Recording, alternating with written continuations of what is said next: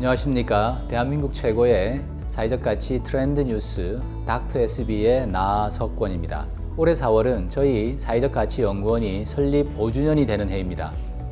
여러 의미가 있는 만큼 다시 한번 심기일전하여 더 좋은 소식을 전달드리도록 하겠습니다. 그러면 첫 번째 E에 대한 소식부터 만나보시겠습니다. 안녕하세요. 사회적가치연구원의 신희수입니다. 기후위기가 계속되고 있는 요즘 탄소 감축에 대한 필요성과 당위성은 점차 커져가고 있고 2050 탄소 중립 목표에 대한 관심도 갈수록 더해가고 있는 것 같습니다. 하지만 최근 전력 유틸리티 업계에서는 이 목표가 달성되기 어렵다는 보고서가 2개나 나왔습니다. 첫 번째, 미국 전력연구소인 EPRI의 지난 9월 보고서에서는 유틸리티 산업이 탄소 중립에 도달할 수 없을 것이라 결론 지었는데요. 그 이유로는 목표를 달성하기 위해서는 에너지 효율화 기술수가 많은 것만이 중요한 게 아니라 저탄소 연료와 탄소 제거 기술 등 보다 폭넓은 포트폴리오가 필요함을 언급했습니다. 또한 넷제로를 달성하더라도 추후 탄소 제거에 약 1,000조 달러의 비용이 지출될 것으로 보고 있기 때문에 기적의 기술이 있지 않은 이상 불가능이라 주장하였습니다. 두 번째, 북미 전력안정위원회인 NERC에서는 현재 2050 넷 제로를 위해 무리하게 전력망이 해체되면서 오히려 부담이 더 커지는 상황을 지적하였습니다. 화석 연료 발전소가 너무 빠르게 해체되는 바람에 전력 수요를 충족시키기 어려워지고 특히 기상이변이 발생할 경우 전력망에는 더 큰 문제가 생길 수 있다는 것이죠. 넷제로 혹은 탄소 배출의 감소는 우리가 분명 도달해야 할 목표임에는 틀림없지만 그 방법과 과정상에서 벌어질 수 있는 여러 문제에 대해서도 많은 고민이 필요해 보입니다. 넷제로를 달성하기 위해서 분명 우리는 많은 어려움과 불편함을 감수해야 할 겁니다. 하지만 그 과정에서 감당하기 어려운 또 다른 문제가 발생하지는 않는지 면밀히 검토하고 방법을 준비해야 할 것입니다. 다음은 S에 대한 소식을 만나보시죠. 안녕하세요. 사회적가치연구원의 최소연입니다.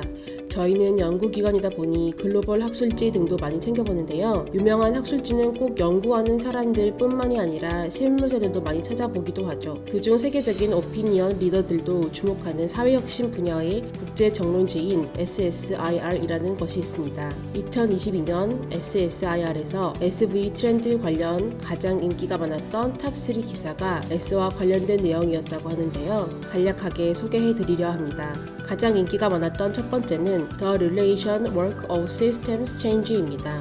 관계에 기반한 집합적 임팩트가 중요하고 관계는 사람 간의 신뢰의 문제로 근본적인 제도 변화와 조직의 문제를 해결함에 있어 필수적이라는 것이죠. 두 번째는 ESG is not impact investing and investing is not ESG입니다.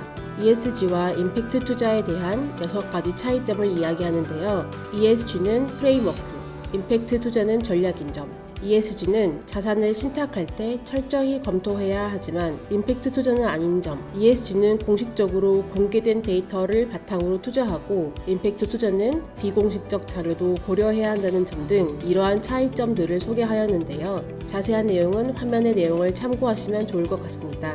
마지막으로 세 번째 트렌드는 Fixing the S in ESG입니다. 진정한 지속 가능성을 위해서는 탄소 감축, 기후변화 등도 중요하지만 무엇보다도 사람들의 삶의 질에 주목해야 하며 소셜 임팩트 측정을 통해 보다 나은 S 데이터를 개발해야 한다는 것이죠. 저희 사회적 가치 연구원도 작년 초에 ESG 경영자 혹은 실무자가 경영 전략을 수립하고 방향성을 잡는 데 도움이 될 수 있는 S in ESG를 발간하기도 하였는데요. S에 대한 고민이 있으신 분들은 이 책이 도움이 될 수 있지 않을까 합니다. 현재까지도 ESG 중에서 가장 이슈가 되는 것은 E에 대한 부분이지만 작년도 SSIR의 트렌드를 보면 S에 대한 관심과 실천 방법들이 현실적으로 가장 부각되는 것 같습니다. 이러한 흐름을 알고 미리 준비를 해 가야 하겠습니다. 그러면 마지막으로 G에 대한 소식을 만나보겠습니다. 안녕하세요. 사회적가치연구원의 이한결입니다. 닥터 SB에서는 매화 주로 글로벌 사례를 전달드리는데요. 국내 기업 관련해서 G에 대한 좋은 사례가 SSIR에 소개되어 한번 가져와 봤습니다. 바로 2011년 소외 청소년의 교육 기회 확대를 목적으로 설립된 비영리 단체인 점프의 사례를 통해 G와 관련된 5가지 교훈이 소개되었는데요. 첫 번째는 조직이 성장함에 따라 거버넌스 구조도 조정되어야 한다는 것입니다. 조직이 커질수록 더 많은 사람들이 의사결정에 참여할 수 있도록 구조를 개선해야 한다는 것입니다. 두 번째는 이 사회의 다양성입니다. 성별, 전문성 등을 다양하게 고려해 이사회를 조직해야 의사결정이 편향되지 않는다는 것이죠. 세 번째는 조직의 DNA를 공유할 수 있는 커뮤니티를 구축해야 한다는 것입니다.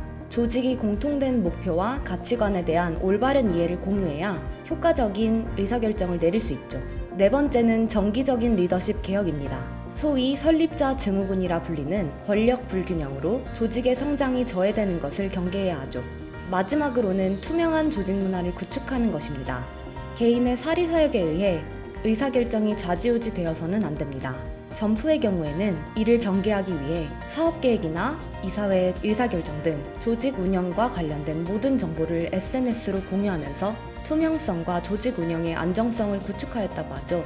우리나라의 이러한 훌륭한 사례들이 앞으로도 더욱 많이 소개되어 ESG 경영의 선진국으로 우뚝 설 수 있기를 기대해봅니다. 점프의 경우 2017년에 저희 CSES로부터 SPC, 즉 사회성과 인센티브를 받은 기업입니다. 이 인센티브를 모두 보너스로 지급할 수도 있었지만 직원들이 자발적으로 50%를 저축하자고 제안하였고, 이 자금으로 2020년에 지역 주민을 위한 교육 공간을 설립하기도 하였습니다.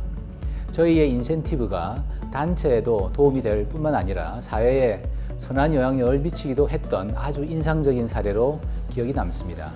독일의 철학자 프레드리 니체는 개선이란 무언가가 좋지 않다고 느낄 수 있는 사람들에 의해서만 만들어질 수 있다고 하였습니다. ESG를 개선하기 위해서는 성공 사례나 방법을 따라하는 것도 중요하지만 E와 SG에서 무언가 좋지 않다는 것을 느끼고 그것을 개선하기 위해 노력하려는 자세가 가장 중요하지 않을까 합니다. 오늘 준비한 소식은 여기까지입니다. 앞으로도 전 세계 트렌드와 양질의 인사이트를 전달드리기 위해서 노력하겠습니다. 감사합니다.